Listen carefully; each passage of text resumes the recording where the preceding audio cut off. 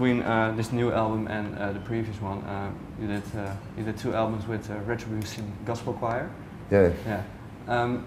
Was that necessary to do that in the meantime, just to maybe get your head clear, or? I don't know. It wasn't necessarily a conscious decision, so I don't know.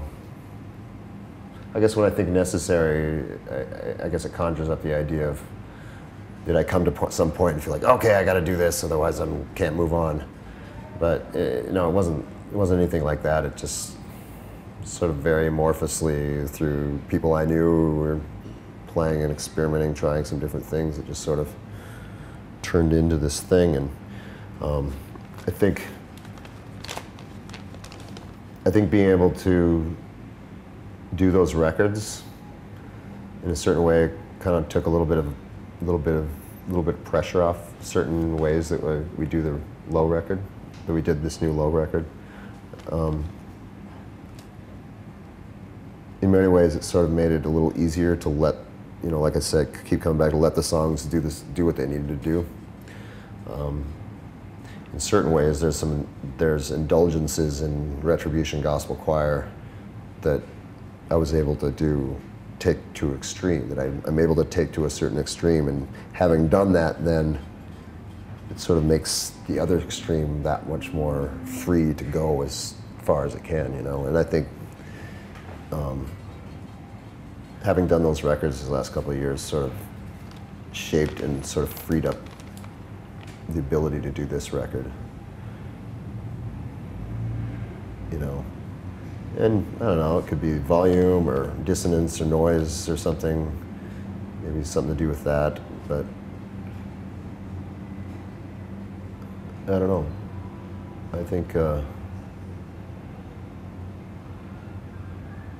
pretty much Mime will, Mime is the sound of low, so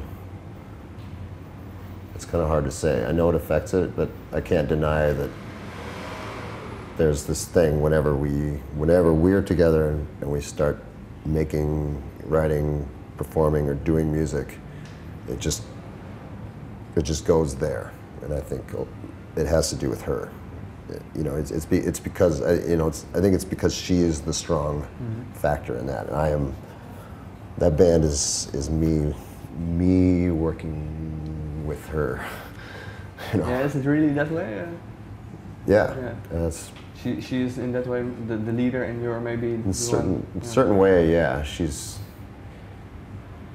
I mean, I write most of the stuff, and I'm the cheerleader, and I'm the one that says, hey, let's go do shows and stuff, but just hear her tone and her sense of music, and just sort of the way she communicates is I don't know, it sort of takes over, and pretty much, yeah, in a certain way it dictates. It dictates and sort of is in much more control of the band than she thinks. So why isn't she in Amsterdam right now then, instead of you? Yeah, no, well, I wish she doesn't like doing interviews, even though every time she does do an interview, it's always way more interesting than any of mine. And I think people like talking to her more. I ramble too much, and I get painted in a corner too much, whereas if you can actually get her to talk, she's really charming. But no, she should have came, but she doesn't like this stuff. So you have to do it, yeah, because having a family doesn't make things... that's another factor too. So. Doesn't make things more difficult. You have 2 kids? Or? Yeah, I mean, there's definitely sacrifices you have to make, and it changes your schedule of life. But I don't know, we're able to do it, and I mean, I would prefer to be home more, I think, for sure. And for some reason, the older they get, and I don't know if it's just because I'm growing older or whatever, but the older they get, that sort of weight kind of is coming down on me more and more. Like it's not that I didn't want to go home when the kids were younger, as much as that now that they're older and they're real people, you're starting to see there's this identifiable, there's this human being, and it becomes one with your psyche a little bit more, and you really miss it. But no, they go on the road with us sometimes. Up until they went to school, they actually went all the time with us and stuff. But I don't know. What age are they now? 11 and 6.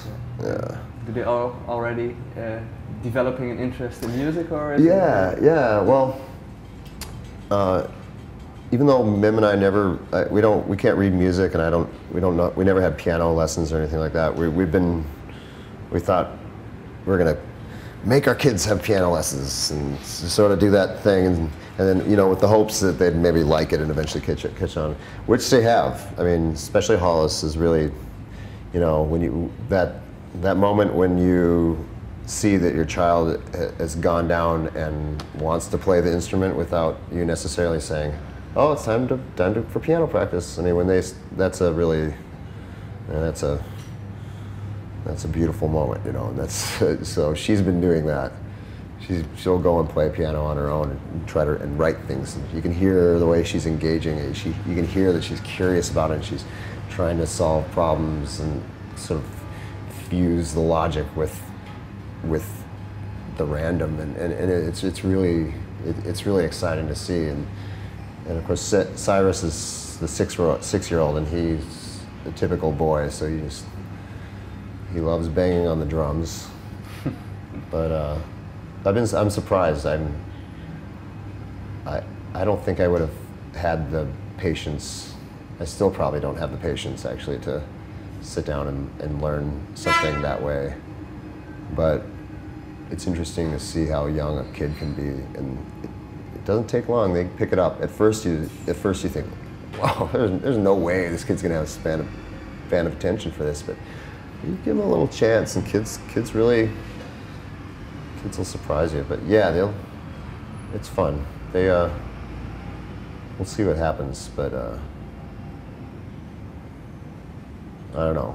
So maybe Cyrus, yeah. Hollis actually will probably be a pretty good musician, whereas Cyrus will probably be a really good lead singer.